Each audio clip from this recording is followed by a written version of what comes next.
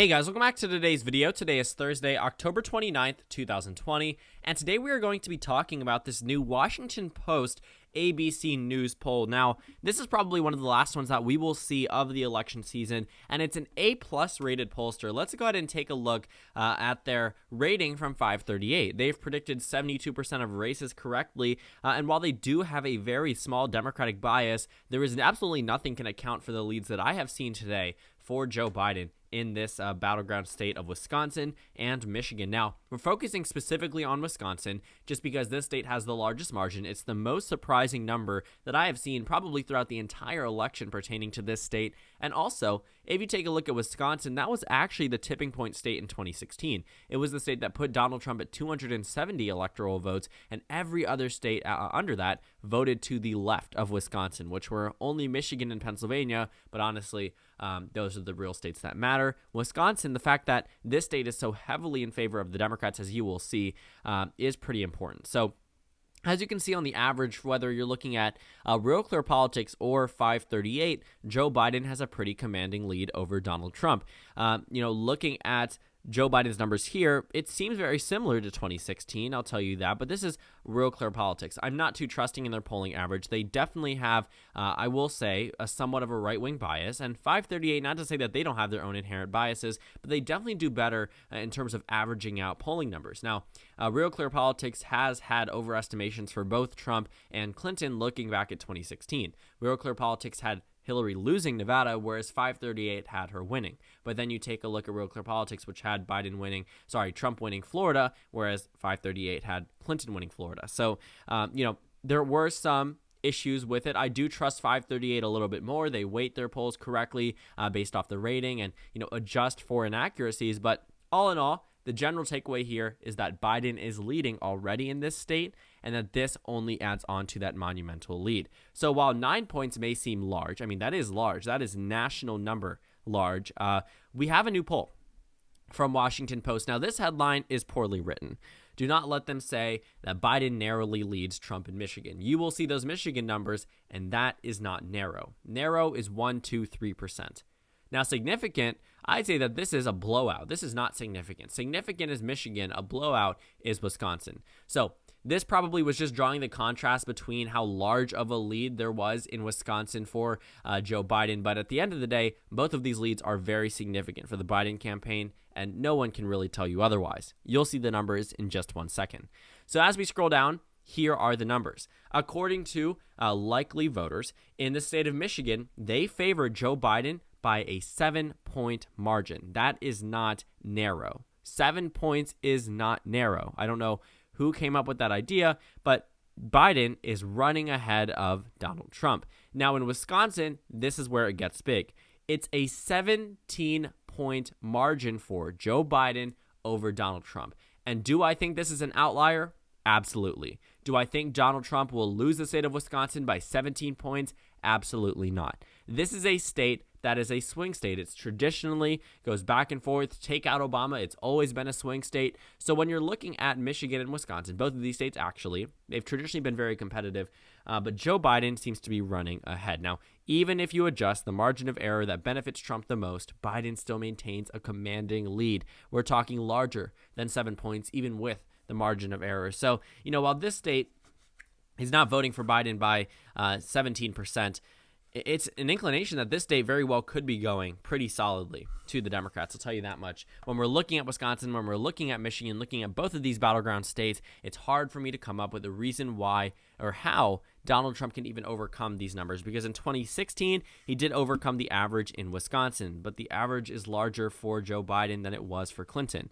Taking a look at the state of Michigan, it's much larger for Biden than it was for Clinton. So no matter really how you draw this, it doesn't matter if you're looking at the Washington Post poll or just the average of all of the others, Joe Biden wins both of these battleground states. Now, they are pretty substantial. If we're looking at the way that the electoral map would react to a Joe Biden victory in both Michigan and Wisconsin, well, we have a tool for that. It's on 538, and this is their swinging electoral map. If Wisconsin goes blue, Biden's chances jump up to a 94% chance at victory. He averages 352 electoral votes. North Carolina goes blue, Georgia goes blue, Florida goes blue, Arizona, and Iowa. Ohio remains red. But if Michigan jumps on to that, well, you see that Biden's chances increase, but across the country, they increase as well. I mean, we were talking about a Biden victory already, but when you add on Michigan and Wisconsin, 26 more electoral votes, it's much harder for Trump to win. Because even if he wins all of the swing states he won in 2016, and I'll repeat them for you just to outline how many states and districts he actually won: Arizona, Texas, Nebraska second, Georgia, North Carolina, Florida, Ohio, Iowa, and Maine second district. And on top of that, I mean, that's 9 states already and districts. Pennsylvania, Michigan, and Wisconsin bring it up to 12. Well, if Wisconsin and Michigan are gone, Donald Trump is going to have to remain winning 10 out of the 12 swing states he carried 4 years ago. Now, I know if you are a supporter of President Trump, you are hopeful in his victory. America is roughly split, especially by who people support, as to who they believe will win the presidency. It's roughly 47, and then the 6% are practically undecided as to how they think this election will end up. In 2016, for reference, the overwhelming majority of Americans believe that Hillary Clinton would win the presidency. So that's a very different thing. That's not helpful to Donald Trump. The reason why those numbers in 2016 were not helpful to Hillary Clinton is because Democrats did not have a reason to vote, or so they thought. 2016 was supposed to be a blowout election for Hillary Clinton if you listen purely to the mainstream media. Now, no data was actually indicating that, but I will say that, the way that the media presented it, it was supposed to be a Hillary Clinton landslide. Obviously, it didn't come close, and Donald Trump won the election. Now, confidence in the Democratic Party's ability to win is lower because the media isn't telling the same story that they told 4 years ago, and people aren't as entrusting in polls, which actually benefits the Democrats. Republicans never really trusted polls. In 2016 or even 2012, they even, did not trust the polls that were showing either Obama ahead or were showing Clinton ahead, and they voted anyway, and they used the polls to their advantage. Now, the Biden's campaign main strategy has been saying, the polls are inaccurate, and I understand that pollsters and political pundits don't exactly like that line of reasoning just because it adds to the general American distrust in polling data, but at the same time, your supporters are not going to vote if they think that you're already going to win. It's very hard for them to do this. So, when Hillary Clinton was declared the presumptive nominee in 2016, in June, I remember the Clinton campaign was still sending out ads saying, it's not over. You still need to vote in California. You still need to vote in all of these states because she needs to officially clinch the nomination. Just because it's presumptive doesn't mean it's over. Hillary Clinton was the presumptive winner of the 2016 election. We were all expecting, at least most of us were expecting, a Hillary Clinton victory. And if you thought Donald Trump would win, props to you. But this election is like no other. There has never been a time where an incumbent has been down in a state they carried 4 years ago by 17 points. That simply does not happen. That would be a Ronald Reagan proportion swing in Wisconsin. That is an 18-point swing from 2016. Not only does it move over from being safe, it's a flip state. I mean, Wisconsin is a state that Donald Trump was really relying on. And whether or not he saw this poll may be the reason why he chose not to include Wisconsin in his new ad buys. Donald Trump, if you saw my recent video, focused on Michigan, Minnesota, Pennsylvania, and Ohio in his recent ad buys. These are states that he really wants to win. Why not Wisconsin? I don't really think it's because of this Washington Post poll, but had he included that state, that probably would have been an immediate backlash from those closest to him in the campaign. Now, I'm not going to say that these states in particular, or Wisconsin and Michigan, are absolutely lost for Donald Trump. Like I said, I think that this poll is an outlier, but the fact that it's even there is noteworthy. Because while it may be an outlier, outliers don't come easy with A-plus rated pollsters. I'd understand that if it was a SurveyMonkey poll or a poll that was rated C or D or, banned by 538, I'd understand if that was an outlier. I'd maybe be questioning it if it was a B-rated pollster. And while I do think that this is an outlier, and I do think that this is something substantial, it is very hard for you to get a pollster that is A-plus rated this fundamentally wrong. I think they're right about one thing. Joe Biden is going to win the state of Wisconsin. And this poll actually may be an indicator that maybe the margins are higher than we might think. Following its addition to the overall polling averages, Joe Biden jumps up from high 6% to mid 8%. That's a 2-point swing. And yes, it is a commanding lead, but there are a number of polls. There's not a single one, I think, even Trafalgar Group might not actually have Trump ahead. Yeah, they don't. Even in the Republican Party's favorite pollster, Biden remains ahead in Wisconsin. So when we're looking at the overall average and we compare it to the national average, I do want to point out that Biden is roughly running ahead in the national average as well as the Wisconsin average by the same margin. And this doesn't help Trump. This is insane. You know, in terms of women voters, they are landing Joe Biden this victory. 24 points amongst women in Michigan and 30 points in Wisconsin.